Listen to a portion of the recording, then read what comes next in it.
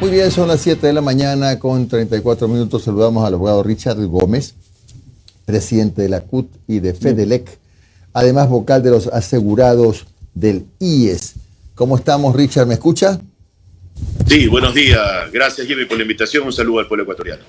Perfecto. A ver, usted ha manifestado su oposición a lo que el presidente del IES ha venido anunciando, es decir, el incremento de los años de jubilación, el recálculo considerando un mayor número de años para establecer cuál es la pensión jubilar y el aumento de las aportaciones. ¿Por qué la oposición suya como vocal de la directiva del IES? Bueno, primero, Jimmy, decir que nosotros siempre hemos sido propositivos, ¿no? Y en la lógica que nos da y nos permite ver lo que está pasando en la seguridad social, implica de que hay otros factores que en este momento la seguridad social tienen que tomarse de alguna manera de forma frontal y poder solucionarlo. Me refiero a la atención de salud, por ejemplo. Si no tenemos una cobertura de salud que implica que todavía estemos derivando prácticamente todo, no fortalecemos la gestión de los hospitales, no recuperamos el poder resolutivo en los hospitales. ¿Cómo le podemos decir al afiliado, solo por poner ese ejemplo, de decirle, bueno, como no hemos podido, o el Estado no paga la deuda, no somos capaces de vender los bienes, no te damos un buen servicio de salud? Entonces ahora la única fórmula para solucionar el tema del fondo de pensiones es que aportemos un 10% más. Entonces eso al final del día se convierte en un insulto en momentos en que nosotros deberíamos estar empeñados dentro del Consejo Directivo a mejorar esa capacidad resolutiva, a que haya medicinas en los hospitales, a recibir las ambulancias que vienen ahora, a repotenciar las unidades médicas, a mejorar la calidad de servicio al afiliado como para después debatir otros temas, que el Estado, por ejemplo, pague la deuda. Ayer que se aprobaba la ley veía que hay una transitoria en la cual el Ministerio de Finanzas o el gobierno de turno, el Estado en este caso, tiene que presentar un plan de pagos a la deuda de la Seguridad Social que bordea los 12 mil millones y más la compra de bonos que aparte del IES tiene que suman alrededor de 25 mil millones de dólares. Entonces estamos hablando de que ahí está la plata, estamos hablando de que hay la plata, por ejemplo, en la venta de bienes que no hemos logrado vender, a pesar de que tenemos ya un reglamento que lo aprobó el Consejo Directivo en septiembre del año pasado. Yo participé en ese consejo y hay los instrumentos para hacerlo. Entonces, primero hagamos los esfuerzos internos, hagamos los esfuerzos también, por ejemplo, por volver a aprobar, porque la Superintendencia de Bancos nos tiró abajo, una normativa para poder ampliar los acuerdos de pago de los empleadores que no han pagado sus deudas, una deuda que asciende a 2.400 millones de dólares. Entonces, poder ampliarlos a 7 años y poder mejorar los convenios de pulga y mora. Entonces, hay tanto por hacer, Jimmy, que al final del día, en estos momentos, decirle a la gente que está recibiendo un mal servicio, que ve que la plata se va en compra de bonos y que el Estado no paga el 40% que tiene que pagar, la única solución sea meterle la mano al bolsillo al afiliado. Es por eso que tuve la obligación de hacer este pronunciamiento para que la ciudadanía conozca que no estamos de acuerdo en medidas que en este momento signifiquen seguir asfixiando al pueblo ecuatoriano y seguir asfixiando al afiliado, que no tiene la culpa porque los afiliados pues no manejamos la institución, sino que se la maneja siempre desde el gobierno nacional. ¿Y usted no cree que hay por allí tal vez alguna suerte de intención que ya se venía arrastrando desde anteriores administraciones de comenzar a privatizar por áreas el Seguro Social? Bueno, me han lanzado algunas ideas. Yo en algunas entrevistas he participado y me he dicho, ¿por qué no entregan el hospital tal a una empresa privada?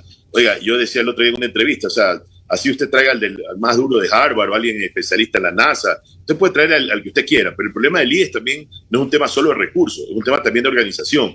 Aquí hicieron una resolución, creo que si no me equivoco es la 535, en otra administración, donde prácticamente centralizaron todo. Para contratar un médico tiene que venir a las oficinas acá de talento humano de Quito.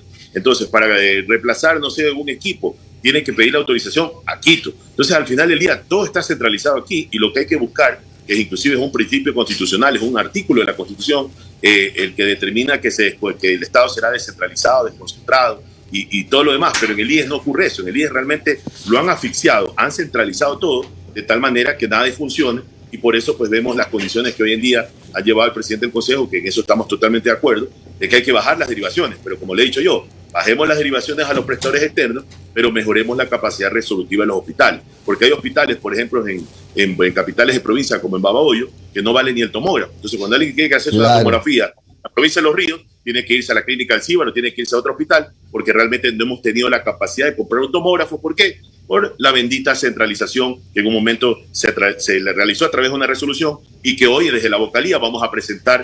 Nosotros estamos trabajando en eso, en una propuesta alternativa para desconcentrar y descentralizar todo. Claro. Ahora, ¿usted está de acuerdo con lo que resolvió ayer la Asamblea en el sentido de aprobar esta reforma que significa que a partir de X tiempo el directorio tendrá 2 vocales más? Bueno, estamos de acuerdo en que en principio, hoy en día, si realmente me decían el otro día, bueno, ¿ustedes nombran los gerentes de hospital? No. ¿Ustedes pueden votar a alguien? No. Ustedes pueden. Entonces, ¿ustedes para qué sirven? Me decían. Y es verdad, el Consejo Directivo emite política, puede presentar reformas, legisla, fiscaliza, pero no podemos nombrar. Y al final del día, cuando ocurren los nombramientos de las personas que tienen la representación para hacer cambios reales en la institución, entonces ahí funciona la mayoría de veces de 2 que se ponen de acuerdo y realmente se gobierna frente a 2, excluye al otro vocal. Ahora, en momentos en que hay esta reforma, los afiliados, el representante de los jubilados, el de los trabajadores activos, privados y públicos, y el otro de los trabajadores autónomos, podrán hacer mayoría los 3. Sin embargo, hay una trampa en la reforma en la que yo no estoy de acuerdo, que la presidencia, que ya estaba en la ley, que debería ser rotativa, la presidencia del directorio del IES, hoy la presidencia se la deje ya establecida con esta reforma que aprobó la Asamblea ayer, que únicamente la pueda presidir el gobierno de turno. Y ojo, no estamos hablando del gobierno de actual, estamos hablando de todos los gobiernos, porque todos de alguna forma pues le han metido la mano a la seguridad social. Para legitimar la representación en el Consejo Directivo de los afiliados, ya teniendo 3 miembros, ¿de qué sirve tener 3 miembros si la presidencia del Consejo la va a tener siempre el gobierno de turno? Entonces, a mí me parece que hay un retroceso frente a la ley y entiendo que algunas organizaciones que me han llamado el día de ayer se van a presentar demandas de inconstitucionalidad en el caso de que no se corrija esto de la presidencia rotativa y se mantenga la posición de que el Estado sea el que presida el Consejo, porque el Estado presidiendo el Consejo, ya hemos visto, yo no quiero hablar de gobierno, el Estado presidiendo el Consejo, lo que ha hecho al final es que, por presidiendo también el del BIES, compran bonos y el BIES es un comprador de bonos y al final del día vemos que tampoco pagan ni la deuda y por otro lado nos desangran en los fondos que tenemos porque también van comprando bonos a una baja tasa de interés. Entonces, ahí yo creo que hay problemas estructurales que creo que con esa mayoría de 3 se puede solucionar. Me preocupa un poco lo que la presidencia deje de ser rotativa, que era una conquista que se había logrado en la ley de la seguridad social anterior. Abogado, buen día. Saludos, ¿cómo ha estado? Gracias por su tiempo. Abogado, solamente para tener claro, cuando se habla del delegado de los trabajadores y el delegado de los afiliados, ¿cuál es la diferencia entre cada uno? Porque esa era una discusión que tenemos con Jimmy hace un rato. Porque técnicamente, si yo soy trabajador y estoy afiliado, técnicamente es un solo representante. ¿O cuál es la diferencia entre los 2 vocales que va a tener ahora el IES? Ya, lo que pasa es que en los afiliados hay diversos números de trabajadores. Por ejemplo, el trabajador bajo dependencia está en el sector público y bajo el sector privado. Tiene un contrato de trabajo y está autorizado. Digamos, en mi caso, yo soy trabajador del sector público. Okay. Podrá haber otro del sector privado. El otro vocal representa a los trabajadores autónomos. Digamos ahí los trabajadores que se afilian voluntariamente, los trabajadores del seguro campesino, que es otro sector del seguro campesino. Entonces ellos tendrían su propio vocal. Y el otro vocal, que es el de los jubilados, que ya son de los trabajadores pasivos, ¿no? Entonces, ahí está un poco la diferencia. Que cada uno tenga voz. Sí. Abogado. Claro ese tema. A ver, al principio hablaba sobre el tema de no golpear al afiliado con un aumento del aporte, ¿no? De su sueldo, tener que aportar más y por eso cubrir los huecos del IES. Pero no es solamente el único tema que Eduardo Peña ha mencionado en entrevistas en medios de comunicación. Habla a su vez de que en algún momento se tendrá que pensar en elevar la edad de la jubilación hasta 70 años. Hay otro que dice 67, 68. Hay otra fórmula que dice que ya no es el cálculo de 5 años para medir tu pensión, sino de 30 años, dijo el propio Eduardo Peña. O sea, toda tu vida laboral que se te calcule tus ingresos para con eso llegar a la cifra de tu jubilación. ¿Qué opinión tiene con respecto a esas 2 propuestas en específico? Edad y nuevo cálculo para medir la jubilación. Yo creo que se están haciendo eco de la propuesta que presentó el señor Augusto de la Torre en el gobierno anterior, en donde va en esa misma lógica, ¿no? Entonces creo que hay que buscar propuestas alternativas, pero ¿sabes cuál es el problema, Omar y Jimmy? Que al final, si discutimos el día de hoy, claro, con una deuda del Estado de casi 25.000, 26.000 millones de dólares entre bonos y entre deuda. Por otro lado, 2.400 millones que nos debe el sector empleador y una fuga hacia los prestadores externos que bordea los 1.000 millones de dólares anuales. Entonces, claro, pues, si hablamos del día de hoy, ¿qué hay que hacer? Entonces, la única fórmula es regresar a los afiliados y ver qué nos cortan para poder superar los problemas financieros que tiene la institución. Pero ¿por qué primero no dice el Estado, vamos a reconocer la deuda de alguna manera, vamos a pagar lo que nos corresponde, los empleadores se pongan al día también en lo que tengan que ponerse al día, dándole las facilidades de pago, por supuesto, vender los bienes improductivos de la institución, mejorar la capacidad resolutiva de los hospitales para que la gente sienta una atención médica adecuada? Y bueno, y ahí entremos a discutir las fórmulas matemáticas, si realmente el fondo a futuro no da, pero entrar a discutir eso, Omar, mientras primero no recibimos lo que deberíamos recibir de la institución, porque somos ineficientes, entonces eso me parece que es un insulto al día de hoy tratar. Pero primero paguen todo y ya viendo los recursos, bueno, veamos cuánto nos falta y sobre esa base discutamos, pero no sobre la base de una crisis que no le hemos creado los trabajadores, que no le han creado los jubilados, que no le ha creado el seguro campesino, que le ha creado los gobiernos de turno que han cogido como caja chica la institución. A eso me refiero.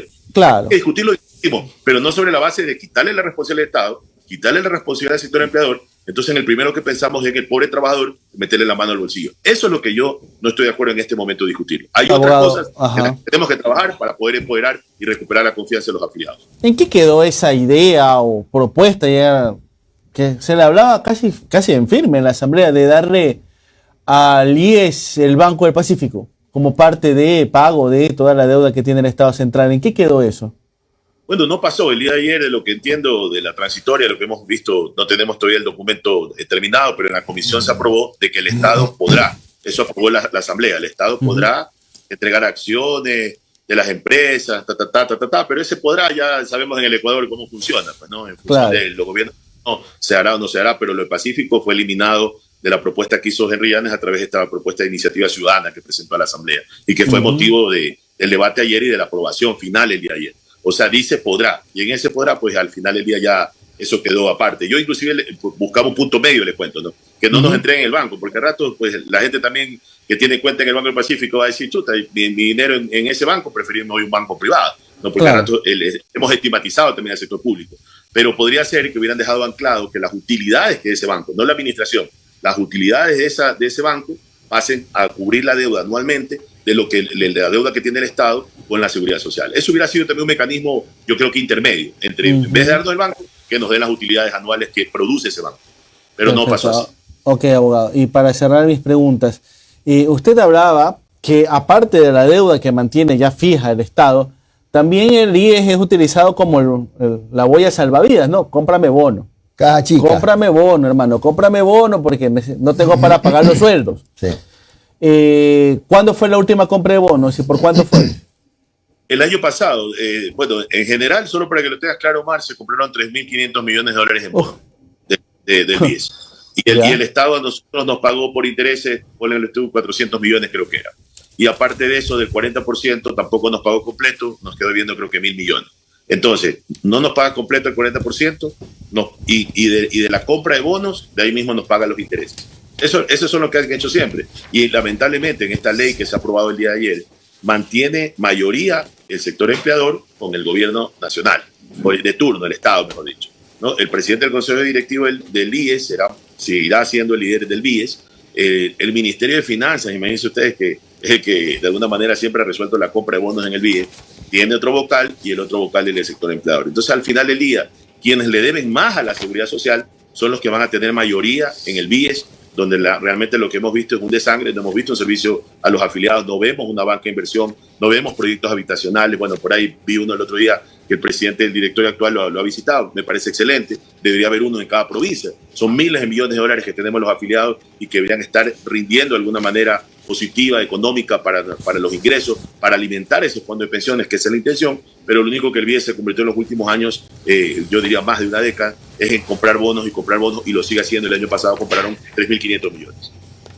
Gracias a Richard Gómez, él es el presidente de la CUDI FEDELEC y además es el vocal de los asegurados en el IES. Richard, un buen día, muy amable. Gracias, Jimmy, gracias, Omar, y un saludo al pueblo ecuatoriano. Gracias.